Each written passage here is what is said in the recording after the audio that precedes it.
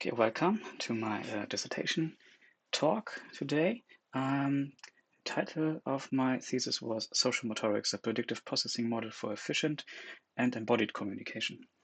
First of all, I want to thank my dissertation committee with my supervisor Stefan Kopp, then Martin Butz from Tübingen, Malte Schilling, and Helge Ritter. Here's a short overview, which is pretty straightforward with introduction at the beginning, some background material I will go into that we need to understand the modeling that is the main part of the thesis, and then some evaluation results, a summary, a discussion, and a conclusion in the end. First, let's start with an introduction to give you a bit of a motivation, the approach that I'm taking, and the research questions. The topic of my thesis was social motorics, and this consists of two parts, the social interaction and sensory motor processing. And sensory motor processing is very vital in social interaction because social interaction can take so many forms. It's not only just verbal interaction through speaking to one another, but also other forms, like, for example, here, the children who are drawing together. One child starts drawing, for example, and the other child will start to wonder what the meaning behind the drawing might be, and she might disagree, so she draws right over it or adds her own drawings to it, so that in the end they will come up with a pretty picture that they can show to their parents. Another example would be playing tennis with your best friend, and suddenly you receive a very hard volley that surprises you and makes you wonder what the meaning behind it may be. Is your friend mad about anything or something? Yeah. So that, as you see, there is a bit of uncertainty always when you think about the meaning behind the other's behavior that you perceive. And these uncertainties we sometimes get right and guess correctly what the meaning was, and sometimes we don't get it right, and this can lead to misunderstandings and communication errors. But human communication seems to handle these kinds of misunderstandings quite well when we want to, because not always we do, and but when we want to and take care, we can repair misunderstandings. And I'm very much interested in the information processing mechanisms that underlie all these social interaction, the inferring the meaning behind others' behavior, and also some ways of treating uncertainty, of making repairs. This brings me to my general motivational question, which is, how are humans able to infer subjective experience of other humans using only such incomplete information, and use those then to guide communication towards possible goals? This brings me to my approach. And as I said, I'm interested in information processing mechanisms underlying these aspects. So I'm also looking here at the information processing perspective in general, borrowing from David Marr's levels of analysis, where he described that you can look at information processing systems from different perspectives of detail. For example, the computational, the algorithmic, and the implementation level.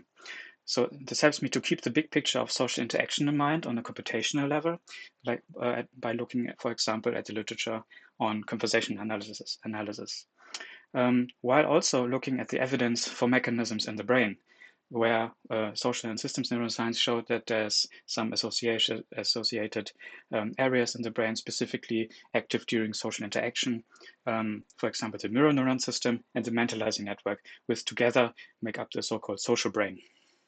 With all this information, I look for guiding assumptions that help me to find mechanisms that may underlie the interpersonal and also the interpersonal information processing in order to formulate and implement a computational model of all these mechanistic processes of the parts of the social brain.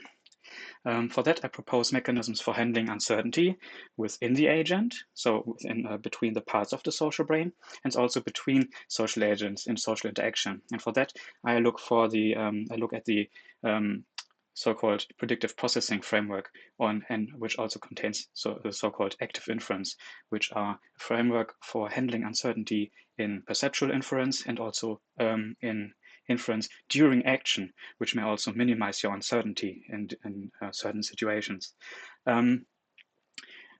I also, using these principles, specify the process to handle belief coordination in a nonverbal domain, and looking here for aspects of mentalizing and motor coordination, so that in the end we can evaluate this completed model in simulations of multi-agent belief coordination, where I put complete instances of the model in different kinds of social agents and have them interact in interactive environments, where I have mentalizing and mirror neuron system aspect trying to have an interplay, and also the complete agents having an interplay. This brings me to the research question following this. First of all, how are action and perception in such agents informative for their social interaction? For that, we look at the role that uncertainty plays in communication. We will also look where perception and action are handled and how they are handled in the brain in general, and also during social interaction specifically. And we look how these aspects can minimize the uncertainty in the system using the active inference process that helps to spark action from predictions. And I will go into this a bit in a moment. Also, this leads me to the second research question on, can active inference connect the mentalizing and sensory motor processes of the social brain? As I stated, they have an interplay and they are associated, but the interplay is not very well understood. And we will look here whether this active inference processes or a framework can help us with modeling such interplay. So let's go into the background a bit. What kinds of uncertainty are there that make communication difficult at times? To give a bit of a structure to this question, I will here propose 3 questions that, when we are able to answer them during social interaction, can help to mitigate this uncertainty that we may experience. One is, am I the target or addressee of a communicative act? This is very simple when you are alone with somebody else in a room, and that other person starts speaking or gesturing suddenly, and you immediately feel that you are meant, yet you are the addressee where these communicative acts are meant for. But this is very different with a lot of people in a room, where, for example, at a party, a cocktail party or a conference, the communicative act of speaking or gesturing alone is not enough to make out the addressee here. Here, many other cues of social interaction are important, like, for example, standing closer by one another in groups, or facing one another, or also, very important, looking at one another. This part of is very important. Social gaze is not only an aspect of finding the communicative addressee, but also helps us to assume whether another person is a competent, intentional communication partner with a mind of his or her own, and wanting to communicate with us. This brings us to the second question. What are we communicating about? Because with the myriad ways of communicating verbally and non-verbally, it is not always clear what aspects you have to focus on to get the real meaning that your communication is about. So how is it that so often we feel that communication is so efficient? So the feeling of feeling understood in a communication relies on many coordination aspects, and the 3 here have been identified as being quite vital. One is the coordination of behaviors. As I stated, facing one another, looking at facial expressions or mimicking others' facial expressions is a way to feel connected to one another. Also, your body posture is a way to feel connected to one another, because when you stand in a way and you mimic this stance in a way, you feel more connected. Also, and very vital for this research here, is the coordination of beliefs, where you share information with one another so that you get the to a same level of understanding about information towards each other, or certain objects, or certain events. Also important is the coordination of attitudes, where you have to coordinate a specific stance towards a topic or each other's aspects from each other. And this all in coordination, and all this coordination can lead to something of social resonance, or a state of rapport with your interaction partner, or simply the feeling of being understood. This coordination of beliefs we will focus on here. And this we can share beliefs and coordinate these beliefs, for example, in the process of grounding, which is similar to in the discussion with respect to so-called common ground, which is a foundation for communication, for all information that you can share with your interaction partner. For example, that you are both humans, that you have a common or a similar upbringing, that you went to the same school, that you know the concept of school at all. All these aspects can be established during a conversation, so that you know that you can rely on your both knowing these informations. But new information can also be added during this grounding process. For example, when you starting in a conversation by presenting certain information, you expect your interaction partner to accept this information in some way. And this acceptance can also be, again, a reciprocal communicative act, where his or her interaction partner's understanding is being reciprocated, so that you can check whether his or her understanding is correct. But when are we done communicating? This is simply when we both know the communicative goal that we can track our progress to. But this is not always trivial. Sometimes, for example, when you are meeting someone on the street to ask for the time of day, you know what you want to ask, but the other person doesn't in the beginning. So it might be a bit, there might be misunderstandings happening and communication errors happening, for example. But human communication seems to be set up so that it allows to detect and repair these misunderstandings, because we can ask our interaction partners what they meant. We can use reciprocity, and we can also take care about specific signals that we get and start repair mechanisms. But more often than not, we just assume our mutual understanding to be simply good enough without further investigation, in order to get on with our conversation to an unknown communicative goal, basically. So as you see, there is more to the feeling of being understood than just verbal interaction. So it's no surprise that there's been found a close relation between our body and our cognition, and also and especially in the gesture research, it was found that our own behavior and perceiving the behavior of others very much influences our mental representations, and the other way around as well, that our mental representations about our beliefs of the context of the interaction very much influences how we perceive our interaction partner's behavior. An example is, when you do this, do you perceive this behavior as threatening, that I want to slap you, or do you think that I want to give you a high five in some way? You know. So more generally speaking, approach was defined in the theory of embodied cognition, where it states that the cognition, as we possess it, requires a body through which we engage with our environment, and which also shapes our cognition.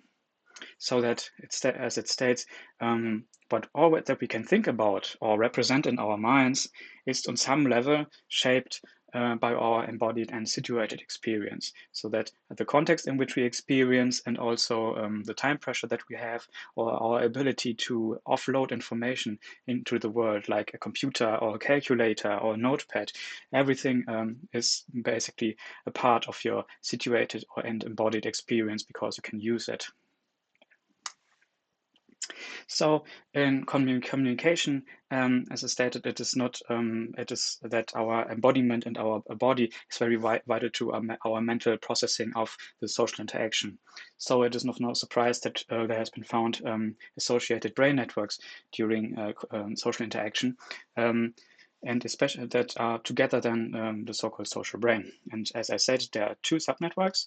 One is the so-called mirror neuron system, or MNS, which helps us to perceive others' behavior in the light of our own experience. So there are neurons that fire when we produce certain behavior, but the same neurons also tend to fire when we perceive others doing the very same behavior. And there's the mentalizing network as well. It helps us to reason about our interaction partners' beliefs and desires. For example, this subnetwork of the social brain would engage when you receive this very hard volley during this tennis match, and you start wondering what the reason behind this behavior might be. The connection, especially the interplay between these subnetworks, is not very well understood. But and we here are in this thesis, I propose certain mechanisms that may underlie this interaction. But what we know is that during tasks of judgments of sense of agency, their activation seems to overlap. And sense of agency is the sense for that you are the agent in your interaction with the environment, meaning that when you turn on the light by pressing on a switch, you think that you are the agent of that turning on the light, you know. And this also helps in social interaction, because when you know that what of the behaviors that are being produced are your own, you can differentiate those behaviors from the behavior of others. So you can have a self-other distinction based on the behavior that you perceive. So with that in mind, let's start with the modeling. First of all, we have to somehow handle the uncertainty in the model and in the interplay with the models. And here I rely on the so-called free energy principle, which is also been known under the name predictive processing.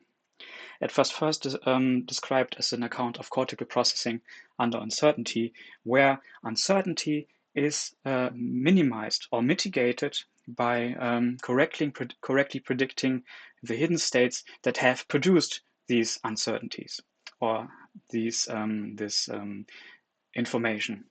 And a figure of this you can see here on the left, where you have the true hidden states in the world in the variable x, and the inferred hidden states in your brain in the variable lambda. And you can already perceive the world, the true hidden states, through the sensory inputs that you receive. And the hidden states that you infer allow you to predict the sensory input that you receive. And the better you have modeled those hidden states in the world, the better you can do predictions about the sensory inputs that they produce, right? So you update your model, your internal model, all the time to better predict what is happening. But this does not get you out of the bed, basically. So what was added in the free energy principle is also an account of action. And this account of action in the free energy principle is called active inference. It basically states that from those inferred hidden states that you have and the predictions that you can produce, you can also produce action. And action in the world is then used by these models to change basically the state of the real world, so that then your sensory input meets your predictions. So instead of updating your internal model, you update the world so your model fits. And this is what we will be using in this in this further work. Now, with that out of the way, what does the model learn? With the focus of research on nonverbal communication here, such as writing, gestures, or social gaze, the model for the domain for model learning here will be the handwriting of single digits. And for that, we do not simply look at pictures of handwriting, but the complete sequence of writing, so that you have a bit of uncertainty all the time in this writing. There are other handwriting corpora like the MNIST corpus, but it does not have any sequential information. And there's also the omniglot corpus, but it does not really contain natural writing, because the alphabets that have been recorded here, or the sequences of handwriting that have been recorded here, have been recorded from people that were not really fluent or experienced with writing these alphabets that were unknown to them beforehand. So here I have written our known 10 digits and 500 writing sequences of them from five different users, so that I have a collection of individual but very natural writing styles, with an example here on the right of the screen. So the model. What I present here, I call the hierarchical predictive belief update, and it consists of basically two parts where we have a complete hierarchy, where each of the levels of the hierarchy gets information from its direct neighbors in the hierarchy. So it's next higher and next lower neighbor in the hierarchy. And it, again, as I said, it consists of two parts.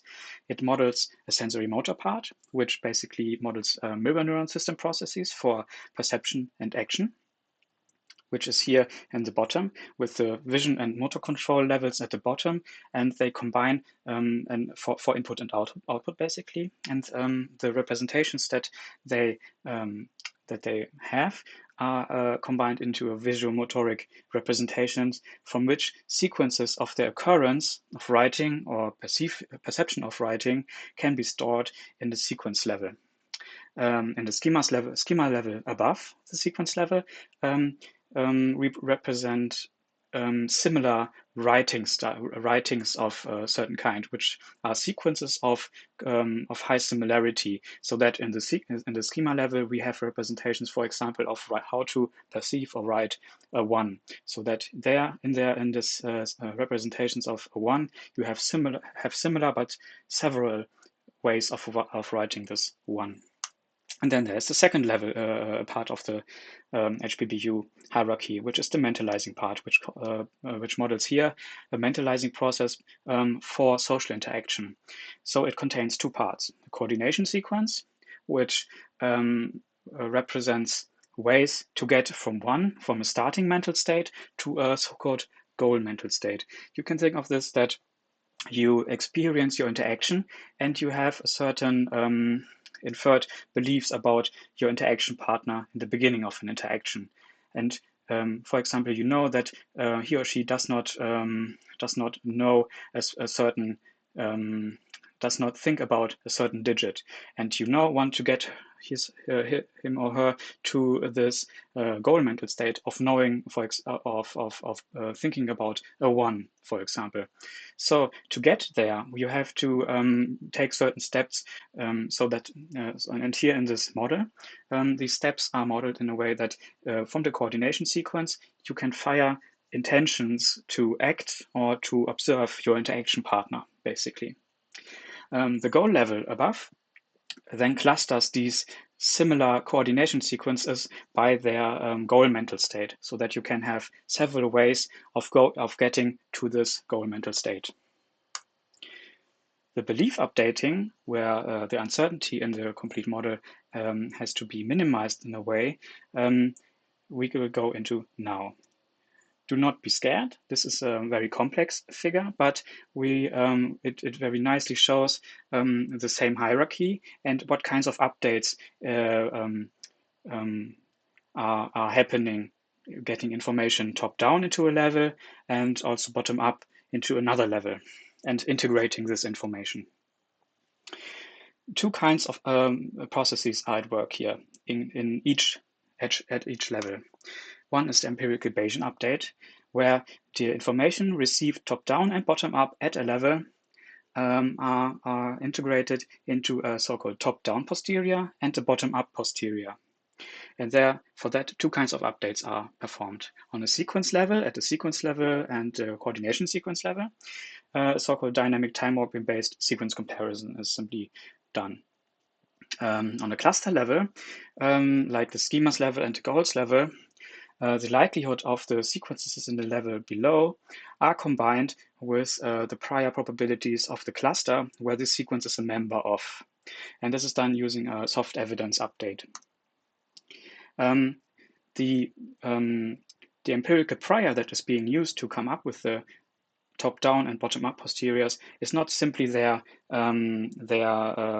posterior from the last time step, but we use as an empirical prior a combination of these posteriors, and this combination is performed using a linear dynamic update, or also known as a Kalman filter, where we integrate this bottom-up and top-down information at each level using a weighting factor. And this can also be understood as a top-down inhibitory influence that attenuates the bottom-up information, because the bottom-up information can also induce prediction errors, so that the top-down influence can mitigate or minimize this prediction error when the prediction is right. Together, this model updates at each level in a way that I call variational belief update. So that at each level, the posterior updates over the whole time course of processes of perception and action. And what is quite vital here is this weighting factor for this integration, which is the Kalman gain. And here, in this model, it integrates the Kalman filter into the dynamic model context, and by that also its uncertainty that it may have at each level.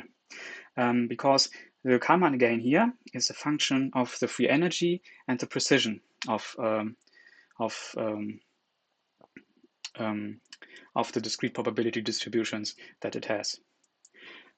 So in total, this variational belief update allows to select a new approximate maximum posterior at every time step, from which we can the level will predict the next lower levels processing and also give feedback to its next higher level neighbor. Here on the left, you can see how this Kalman gain would weight the top-down and bottom-up information given a specific configuration of system uncertainties. With the free energy and precision weighting, the influence of bottom-up and top-down information is being done. What we want to have for social interaction is the most strategic kind of weighting of these information, because under different circumstances you might need to either focus on your own behavior so that you get your action right, but also in other situations you might need to more focus on the behavior of your interaction partner, so that you get the information right that your interaction partner wants to communicate. For that, we here have a bias that we strategically add or strategically put on the Kalman gain. And for intentional perception, we want to bias the Kalman gain for a high value so that it can stabilize the detected prediction error, which allows it to more quickly update its belief and find better predictions and find better hypotheses for the perceived evidence. During action, we have our intentional action. We want a low Kalman gain because we want to stabilize the top-down or predictive signal, which will translate into an action at the lowest levels. With that out of the way, how would the model learn these representations that it does this processing on? This is a self-supervised approach that I've taken in this model, which consists of two parts. A sequence learning part, which is based on so-called event segmentation theory. Event segmentation theory automatically detects or strives to automatically detect so-called event boundaries so that we can have a complete sequence. And it detects them using looking for irregularities in the that are surprising in the continuous information flow. We look here at two kinds of irregularity. One is an information theoretic one, where we look at the free energy over time, how it is changing in the processing. So that we here look for a free energy that may currently be higher than the mean free energy over the last X time steps plus the variance of the free energy over the last X time steps. The second irregularity we look for is the temporal one, because during perception or action, the model does receive movements with a certain only after a certain delay, because when we have a movement finished or a part of a movement finished, the model will know that this movement has happened and will know how long it took produce this movement. So the delays between those movements that are perceived can vary. What we want to see here, whether this variation is much higher than expected or much higher than has previously been seen. So we look for salient temporal delays that are higher than the mean delay that was perceived plus the variance. And once a new sequence has been learned, we have to let it become a member of the clusters, because otherwise the belief update upon these discrete probability distributions will be incompatible. For that, we use affinity propagation algorithm, and it identifies subsets in the sequences that we have in the model and clusters them by finding so-called cluster representative exemplars or median representations. It does this using a process of message passing on a similarity matrix, where the similarity matrix is based on the sequence comparisons over all known sequences. This search looks for possible configurations of these exemplars, where the minima looks for a minima of an energy function, which very well puts this approach in the context of this energy-based or information theoretic-based processing that we have in this model. A downside of this approach is that it always results in a completely new set of clusters. In order for our social model or social interaction model, basically the HPBU, to know which behavior was performed by itself or by another, we have to find a way to have a self-other distinction.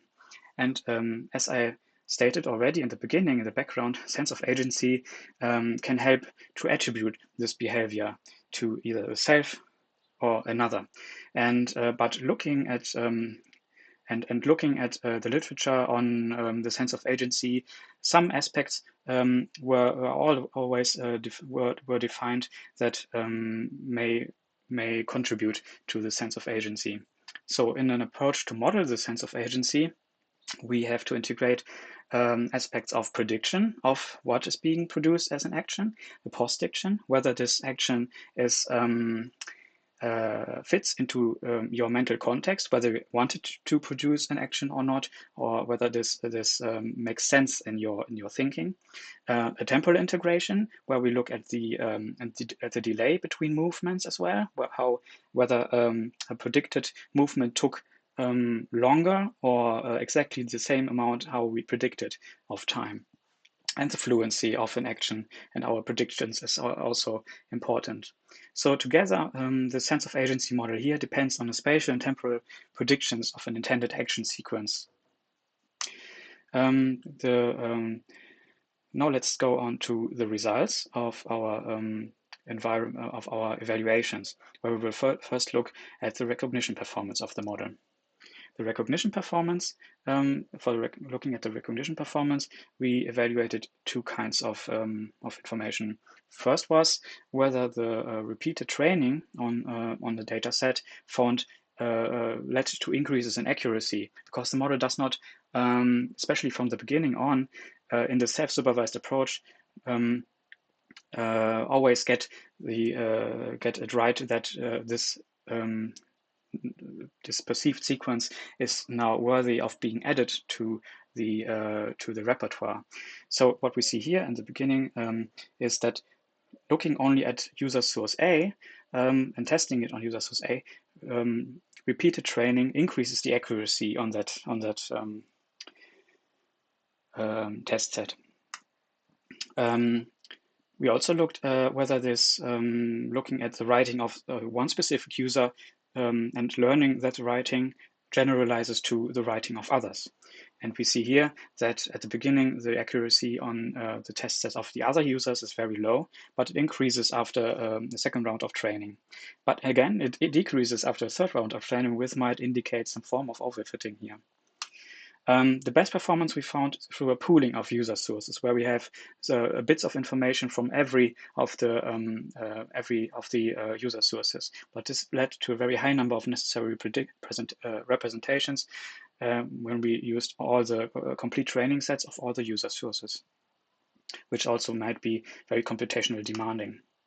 But generally, we can say that the extension of its state space, if necessary, sets the HPBU model apart from more traditional modeling approaches.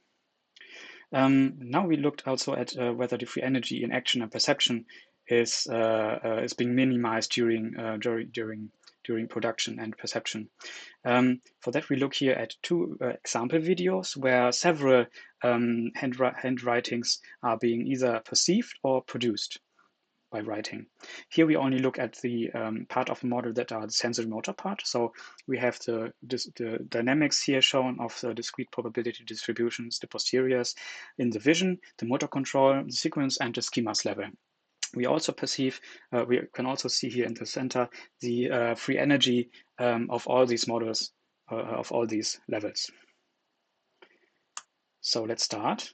What we directly see is that the variability in the vision and motor control levels also lead to a highly fluctuating free energy, because all the time when free energy increases, we need to find another hypothesis that better fits to decrease the free energy again. So this is very high demanding in dynamic writing. But we also see in the background a bit hard to see how the free energy slowly minimizes during the whole production or perception process in the sequence and also the schema level. So here in comparison, better to be seen, we have three examples where a perceived known digit writing can decrease free energy quite well, while a perceived unknown sequence writing does not decrease free energy quite well, where at this point possibly the self-supervised learning would add this new representation. During writing, it can also decrease or minimize free energy when it receives the correct predictions. Although here are some fluctuations some fluctuations seen, where also during writing it has to find a new hypothesis that better fits the writing, although it can successfully minimize free energy for the intended schema of the digit. So evaluating also the self-other distinction is quite important, so that we can rely on whether we have attributed a behavior to the agent or another agent. So we compare here two examples where we have one sequence production which receives correctly predicted feedback both visually in the vision level and proprioceptively in the motor control level. Here, and also another sequence is the production with correct proprioceptive feedback in the motor control level, but incorrect visual feedback in the vision level, where we input the feedback of another digit being drawn. And the evaluations show here a clear differentiation in the inferred sense of agency. And in the completed HPBU model, the inferred and stable sense of agency value indicates now which of the behaviors can be attributed either to me or a you mental state. To evaluate the multi-agent belief coordination, we put several agents in instances of social agents where they were put in a multi-agent communication game. They had several roles. One had the role of a leader, which is the yellow one here on the left, and the others have the so-called follower role.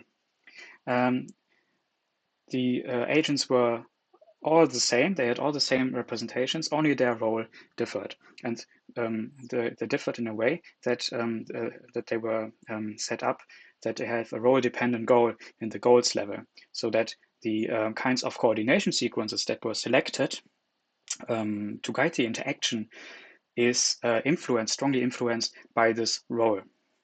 So here's a bit of an overview of the different kinds of coordination sequences for each role, with the leader coordination sequences at the top and the follower coordination sequences, or some of them, at the bottom. They all start with this starting mental state, which combines beliefs about the agent that the agent has of itself. Then the you, the inferred beliefs about your interaction partner, and a we, which guides the communication towards a specific communicative goal that is perceived and also updated. which a bit bootstraps this this complete processing of inferring a goal by looking at the interaction partner's beliefs, who has certain beliefs about you, who has certain beliefs about the interaction partner, and so on. But the coordination sequences always strive for this goal mental state at the end. And in between, we have, as I already discussed, the intentions that can get you from your starting mental state to your goal mental state, using intentions to either observe your interaction partner or act out or a specific behavior to influence your interaction partner. Also, we have intermittent checks for beliefs, so that you can, during a conversation or during a coordinated interaction, you can check whether the beliefs that you inferred during your previous coordination bits, fits to the coordination sequence, and that you are on the right path towards this goal. And if it does not fit, we can switch to another coordination sequence that would fit better, because in that sequence we can also do repairs, for example. Okay. How this all looks in interaction, we can see here. I will show you an animation of a complete coordination sequence between all three agents, where in their respective brains we have nodes of the levels of the hierarchy, where the color of the node, whether it's green, shows that it is quite certain of its behavior or of its hypotheses. And the connections between the nodes shows the influence of its next lower level of the node. Here on the left we have the leader agent, on the right we have the two follower agents. We will first see an interaction between the top agents, topmost agents, and then we will see also an interaction between the leader agent and the second lower follower agent on the bottom. Let's start here. We will see also what kind of intentions are currently fired. For example, here the leader agent writes a 9 and the others observe that writing. And the top leader follower agent also receives that 9 being written and starts to reciprocate that 9 and its writing, so that the leader agent, when it picks up that writing of a 9 as well, can be sure that the communication has been successful. Once this is done, it will also initiate a conversation or a coordination attempt with the other follower agents at the bottom. But that agent does not perceive a 9, but a 4. And it will also reciprocate its belief of a 4 by writing that in reciprocity to the leader agent. The leader agent will detect this false belief despite its goal to write communicating a 9, and will attempt, using a sensory motor communication approach, to write a 9 that is better for perception of that specific follower agent. The follower agent will this time really experience also perceive a 9, reciprocate that 9, so that the leader agent again can be sure that the communication was successful. Here's another visualization of this exact same interaction, where we have the belief dynamics of the schema level for all the three agents, the leader agent at the top.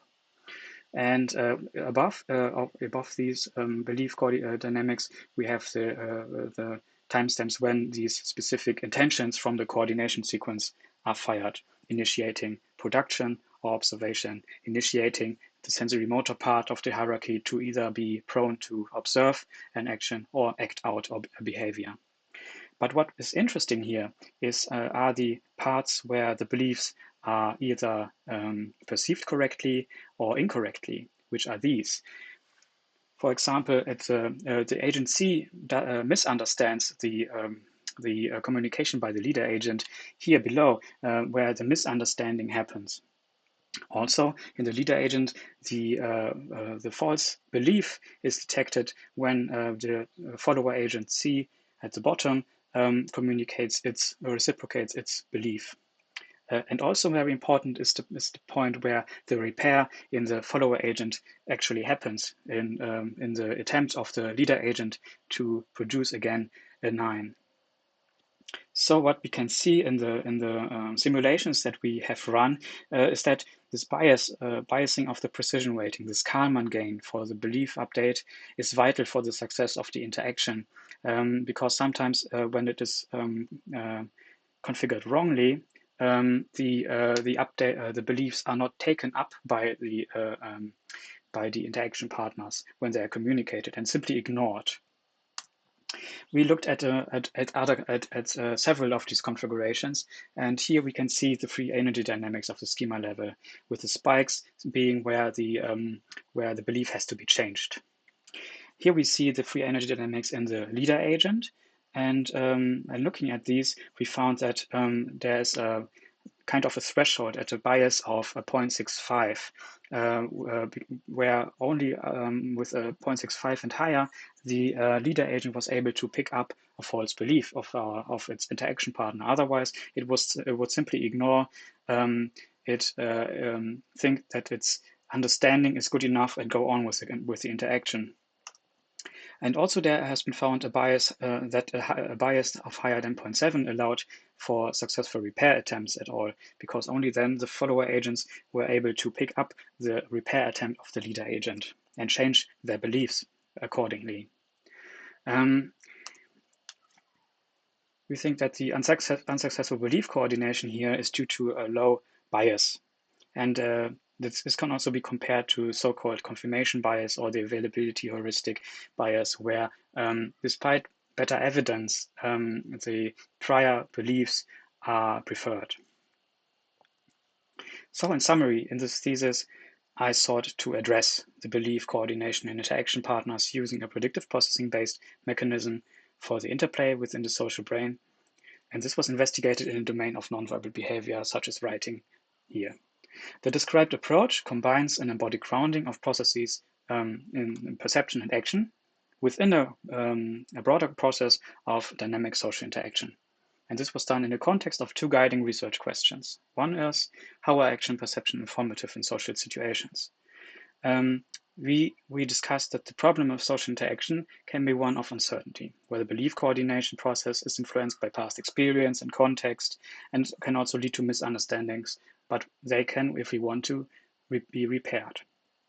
The HPBU model employs a central strategy of decision making that is set up to minimize the uncertainty at all levels of its hierarchy. And also using the same process, the same strategy, it can make a judgment about whether it needs to extend its state space if necessary to minimize uncertainty in the future, be able to minimize uncertainty in the future. The evaluations that we ran showed that it can learn suitable and predictable representations that minimize uncertainty or free energy during action and perception.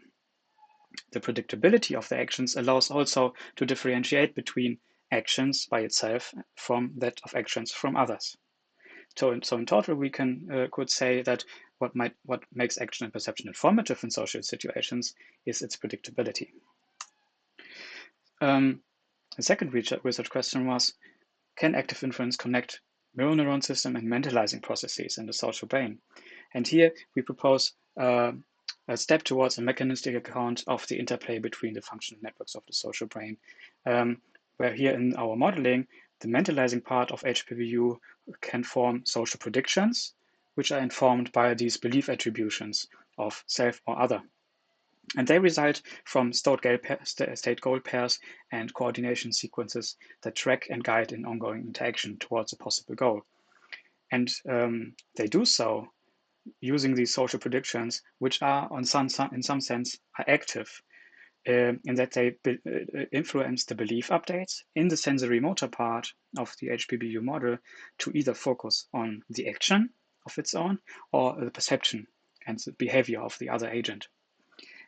This is the form together of active inference, where the belief attributions can form social predictions that are tested in the form of reciprocal belief coordination. In multi-agent communication evaluations, we saw the highlighted importance of correctly biasing these belief updates. And this can be understood in a metacognitive sense, where the coordination of these lower level action and perception processes can be biased to be either the one or the other. In conclusion, the contributions of this thesis are twofold.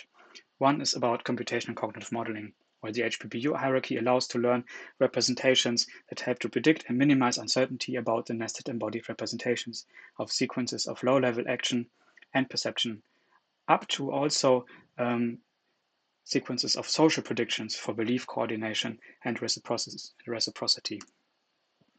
A second contribution is a possible mechanistic account of the interplay in the social brain, where the thesis presents a step towards understanding the mechanism underlying the interplay between sensory motor processes and mentalizing processes, where the distinctions of self and other and correct precision weighting in the form of a biased Kalman gain was found to be vital for gaining access to and influencing the interaction partner's beliefs.